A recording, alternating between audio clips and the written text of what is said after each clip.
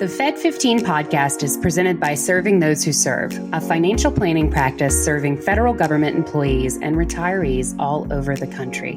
This podcast is for informational purposes only and is not intended to be taken as financial advice. All listeners should consult their personal advisors before taking any action. The opinions expressed by our hosts are their own and do not reflect the views, policies, or position of either Raymond James or Serving Those Who Serve. Securities are offered through Raymond James Financial Services, Inc., member FINRA SIPC. Investment advisory services are offered through Raymond James Financial Services Advisors, Inc. Serving Those Who Serve is not a registered broker-dealer and is independent of Raymond James Financial Services, Inc. Hello, everybody, and welcome back to this week's episode of the Fed15 podcast presented by Serving Those Who Serve. Each week, we'll discuss the latest news and info that feds need to know in 15 minutes or less. So whether you are a seasoned federal employee or whether you're just starting out in your career, Fed15 has got you covered. Grab your coffee, kick back, and we'll tell you what you need to know but might have missed this week in the federal space. We're your hosts. I am Katelyn Murray, and I am joined once again. My long-lost podcast co-host has returned to me. Mr. Dan Sipe is in the building, folks. It was only a week, although I do confess that whenever I know it's going to be you and Chelsea, that I might get my pink slip the next week because you guys are dynamite on these. So thank you. It's good to be back. It's good to have you back, Dan. So we've got an exciting episode coming up today. We've got some really good kind of interesting topics that we're covering. I know we've had a lot of conversations, a lot of focus on the kind of big scary topics lately, right? Sure. RIFs, separation from service, feds potentially having to make decisions around deferred retirement, postponed retirement, early retirement. And definitely the Serving Those Who Serve team has been very dedicated to kind of pumping out that information so that folks have the information they need to make an educated decision there. But this week's episode, it's a little bit of a tone shift. We've got two really great pieces of content on the blog this week that actually had been kind of reworked. I was really excited about the topic you're covering today, Dan, because that was something that we actually pushed back to create space for some of the more time-sensitive content around VERA, RIFs, things like that. So I'm excited to kind of get to this topic because as we were kind of talking about, before we started recording the show, there's still all of these other things still exist in Absolutely. The federal community. And, obviously we've been balancing, pumping out the time-sensitive stuff so that folks have the information they need, with also covering all the stuff that we have been covering for 4 decades. Sure. So. Yep. No, and that's a great point, Katelyn. We're always going to be focused on making sure you get the most out of your federal career. Situations like these are always trying. This is my fourth, government-wide RIF in my career, helping people go through that. And the one thought that I'll throw out there, because I've been here through all of it, going all the way back to Reagan, the general headcount of the civilian workforce has remained pretty constant during that time. So yes, you can have RIFs and it goes down, and then new administration comes in and people are hired back. So always keep the long term in mind. Okay, Plan for your long term. Deal with what's in front of you, but don't give up on your long term. I follow a lot of the message boards, and I hear this despair out there about there's no more federal careers. I truly do not believe that. This is perhaps a more unusual RIF in the way it's being carried out, but they have certainly occurred in the past, and people have left and returned and completed careers. So that's why we're going to be talking about some of the things that we're talking about. And one of the things that I'll be covering, because we've got two great topics, again, I'll be talking about working abroad, international marriages, things like that, because the sun never sets on the STWS community. We have feds everywhere, all the way around the globe. Okay, so it is daytime for somebody somewhere as a fed within our community. So I'll be covering that. And then Katelyn has a great piece on one of her favorites, health spending accounts. So I know she's excited for that. So let's jump in. We know that we have feds overseas, and some folks say, hey, I really like it here. And they decide they want to retire there. And many of them also say, hey, I met someone I really like here. And so that person is a citizen of another country. So there are advantages and there are challenges. So obviously advantages, exposure to new cultures, perspectives, lifestyles, that is always enriching and fulfilling. Challenges, how federal benefits and tax consideration and estate planning might be impacted. And it's important to understand so that you avoid costly surprises. So for example, Social Security requirements, and I'm going to go through this very quickly because I always encourage people to go back and read the articles themselves. So Social Security for U.S. citizens, if you're in a country that has a totalization agreement, you're going to receive full Social Security benefits. So a totalization agreement generally covers most European countries, parts of Asia, and Australia. Its purpose, it prevents dual coverage and dual taxation of benefits for both U.S. and the foreign country. The non-U.S. spouse can qualify if the couple lived in the U.S. for at least 5 non-consecutive years while married, and the spouse is in a country with a totalization agreement. Now, the benefits can be suspended if the spouse is not a green card holder and lives outside the U.S. for 6 consecutive months. And again, folks, you don't have to feverishly write during this because you can always watch it again and you can go to the article. So we took your notes for you. So that's what you have in the article. Consult a professional.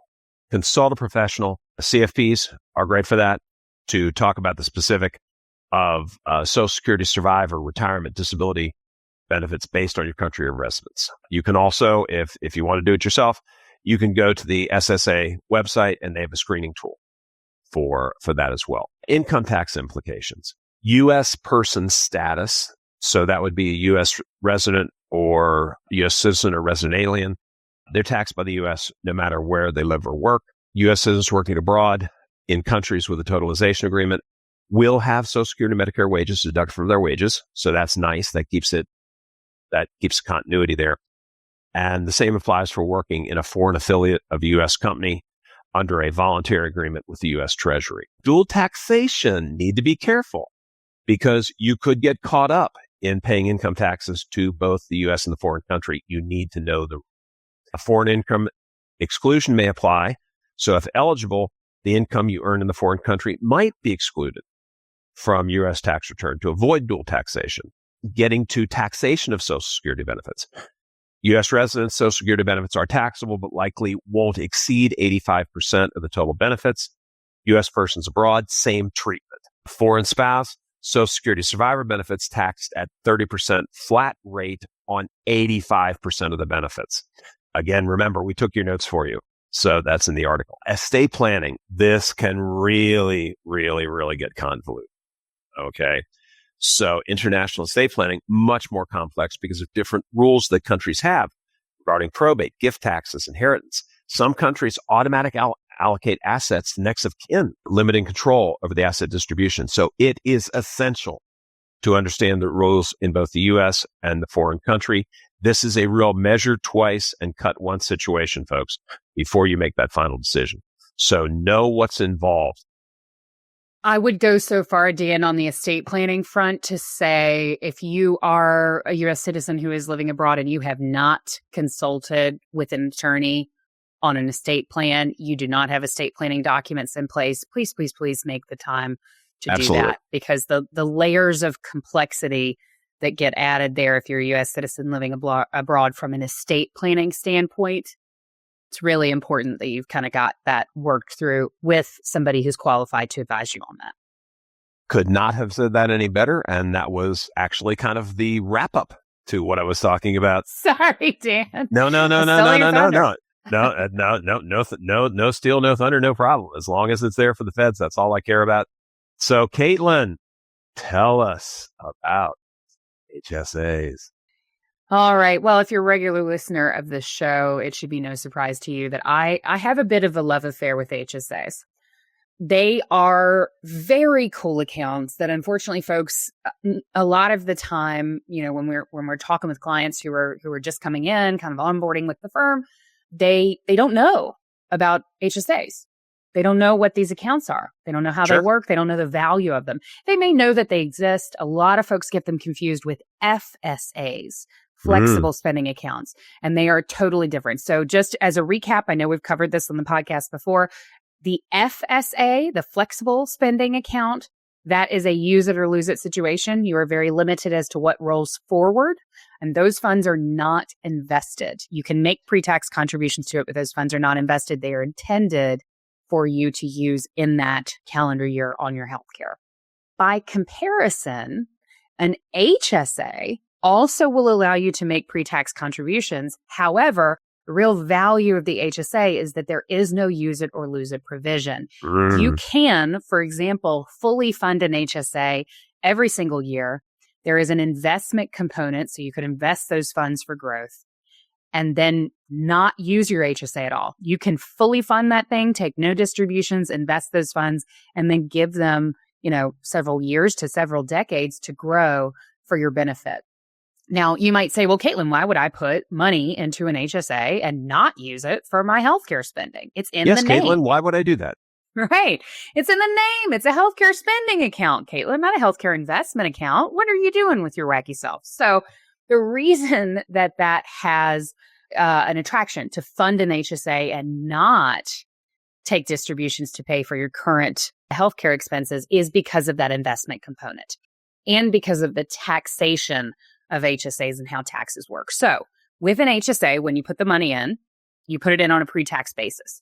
So the contributions that you make to your HSA are coming out of your paycheck on a pre-tax basis. So it's reducing effectively your taxable income in the current year that you make the contribution. Then when you invest those funds, the growth on those investments within the HSA is tax deferred. So you're not paying taxes. Let's say you contribute $4,000 to an HSA and it turns into $6,000. You're not paying taxes on that $2,000 of growth in the HSA. Then, when you do take the money out of the HSA to cover healthcare expenses at some point, either now or in the future, that money it comes out with no taxes due, right? So I don't pay tax on the way in with my contributions. I don't pay tax while my contributions are growing.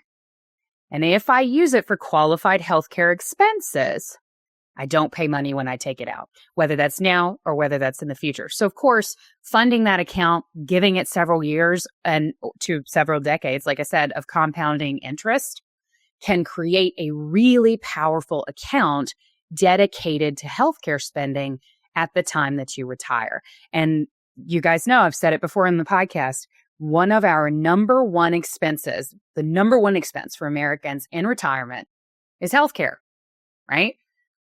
It happens. We get older. We have more expenses when it comes to healthcare, when it comes to going to the doctor. So kind of the nuts and bolts here, right? You want to make sure that if you're interested in funding an HSA, you have to pair it with a high deductible health plan. HSAs kind of and high deductible health plans come together. It's a package deal. If you don't have a high deductible health plan, in many cases, you are not eligible to fund an HSA. So take a look at those high deductible health plans under FEHB if this is something that you're interested in. A high deductible health plan, just kind of as a refresher, as a Cliff Notes definition, these are going to offer lower monthly premiums in exchange for higher deductibles to encourage strategic healthcare spending. So as of 2025, the IRS defines a high deductible health plan with a minimum deductible of $1,650 for self-only insureds and $3,300 for family plans.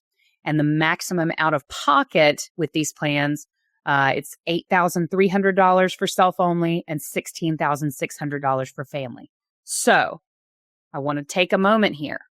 If you are going to pursue an HSA, funding an HSA and using it, you need to be okay with those higher minimum deductibles and a higher potential maximum out of pocket, because anything can happen. You may be healthy today and something could happen and you could end up, on the hook for that maximum out of pocket. So you want to make sure that you're setting at least that amount aside to cover those healthcare expenses. If you are someone who goes to the doctor a lot, if you are someone who needs a lot of healthcare support, an HSA may not be appropriate for you.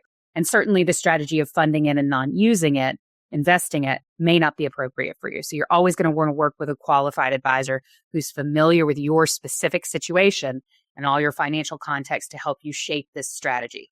However, if an HSA is appropriate for you, you've got some key benefits. You can put $4,300 away per year for individuals, $8,550 away per year for family coverage, and those who are over 55 can put an additional $1,000 in per year on a pre-tax basis. Again, we're lowering current year taxable income, and we're able to kind of grow that money on a tax-free basis if used for healthcare expenses. So one thing I do want to kind of call out, serving those who serve, Dan said, son never said son serving those who serve client base.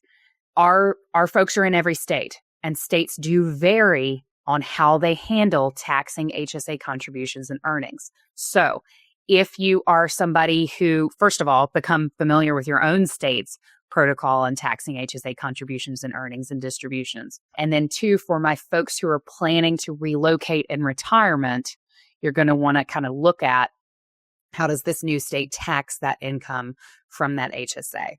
So highly recommend taking a look at some of those high deductible plans if it is the right option for you. Some popular ones, there's the Aetna Direct high deductible health plan. That is a really popular one that's got some pretty competitive pass-through contributions and low administration costs. And the other kind of caveat that I'll give you, and then we'll wrap up this little HSA corner here, coming back to the estate planning, right? Same thing with the international considerations. Coming back to estate planning, when your HSA, and this is the biggest drawback of the HSA, this is the thorn in the rose of my love affair with HSAs. Every rose has its thorn. I'm really stretching that metaphor, Dan. So an HSA, so if I have an HSA and I pass away and I pass that to my spouse can inherit that HSA and use it exactly the way that I could, right? So they get the tax-free distributions for qualified healthcare expenses. It's all great. If my spouse then passes away, or if I am unmarried and I pass that HSA to somebody, obviously that I'm not married to a non-spouse beneficiary, that HSA is immediately cashed out and 100% of the value is taxed as ordinary income according to the tax bracket and the tax situation of that person who's inheriting it. So here is my caveat with HSAs. Yes, they're, great for a lot of folks when it comes to tax planning and things like that. But when you retire, you want to kind of target that HSA. That's when we turn on the nozzle for the healthcare expenses. That's where you get that kind of fun phase of every time there's a healthcare bill or every time you get a doctor's bill, you get to pull it out of the HSA tax-free, and you want to kind of target that account to spend it down because it's not going to be very favorable in an estate planning situation. So when you're looking at kind of planning your cash flow in retirement, let's ease off maybe on some of those distributions from your traditional IRA or your traditional TSP when it comes to healthcare expenses. You're going to want to make sure you're reconciling that. And by the way, for my folks who are using their HSA who are in that phase, you can do this one of two ways. Most HSAs will give you a debit card that you can use at the doctor's office to directly make those payments from the HSA. You could do that if you'd like. Or if you'd like to keep a record of your healthcare expenses throughout the calendar year, as long as you do a distribution from the HSA before the end of the calendar year for those expenses, you're good. Now, if the calendar year flips over, you cannot pull money out in 2026 for healthcare expenses in 2025. Doesn't work that way. So be aware of that kind of year-end deadline if you are not, using the debit card to pay from the HSA as you go. But definitely take a look at that article. I think the HSA strategy is definitely one to consider. Again, it's not appropriate for everybody. You're going to want to work with a qualified advisor to figure out what's best for you. Very definitely. Very definitely. Well, folks, we have been chock full on this today, but that is all the time we have. But you can rest assured we'll be back next week to bring you the latest updates you need to make informed decisions about your career and well-being as a Fed. Absolutely. And analytics shows us that 78% of folks watching our videos are not subscribed. That could be you. Don't break our hearts like that. Please subscribe to the podcast on our YouTube channel. You can find the subscribe button below, beside our title in that description box below. If you're listening on Spotify, please subscribe to us there as well so that you never miss an episode. And please remember to share the podcast with your friends and colleagues. It's free and it really helps us boost the signal. Absolutely. And for even more information about the topics we cover here and more, check out the blog at blog.stwserve.com. And more importantly, subscribe to our newsletter, The Weekly Serving. Then we're pushing it out to you. You don't have to go looking for it. It's popping up there every week. Take a few minutes, go over it, and we'll keep you up to date. We will. And for those who want to dive even deeper into learning about your federal benefits and financial planning for feds, we highly encourage you to join us for one of our complimentary webinars. We've got some great webinars coming up on March 20th. We're going to be having a TSP webinar. If you've never attended a webinar with us, this is a great one to start with. This is a great jumping off point. Learn something about the TSP. It's got a lot of, it may, there's more than what meets the eye with TSP. Mm-hmm. That's going to be from 1 p.m. to 4 p.m. again on March 20th. And we also have a very special VERA webinar coming up, Voluntary Early Retirement Authority webinar. We are going to be going through the ins and outs with our guru, Ed Zerndorfer. You do not want to miss that. That's going to be from 2:30 p.m. to 4:30 p.m. on March 26th. To register for both of those, you can go to our website at STWServe. In the top right-hand corner, you'll see a webinars button. Click on that button and you can see all of our offerings there and register. Again, that is complimentary. If you do prefer a one-on-one approach, feel free to reach out to our team directly to schedule your financial planning consultation at meetings@stwserve.com. We'd be happy to talk with you. Absolutely. This is exactly why we're here. Okay. And just like the sun never sets on the federal community, we're at it all day, every day, about you, about what matters to you, about what you need to know so you can make the best decisions, even in trying times like this. You are not alone. Do not forget that. Do we have a full service financial planning group? Great. Do you have to talk with us about that? No, you really don't. Okay, we've got the stuff out there to help you no matter what. And so please don't forget that. So allow me to close, as I always do, by saying thank you. Thanks for taking time to listen. Thank you for your service. You don't hear it enough. You're especially not hearing it now. So thanks for listening to Fed15. I'm Dan Sipe. And I'm Katelyn Murray. And we will absolutely positively be here next week. It's a date.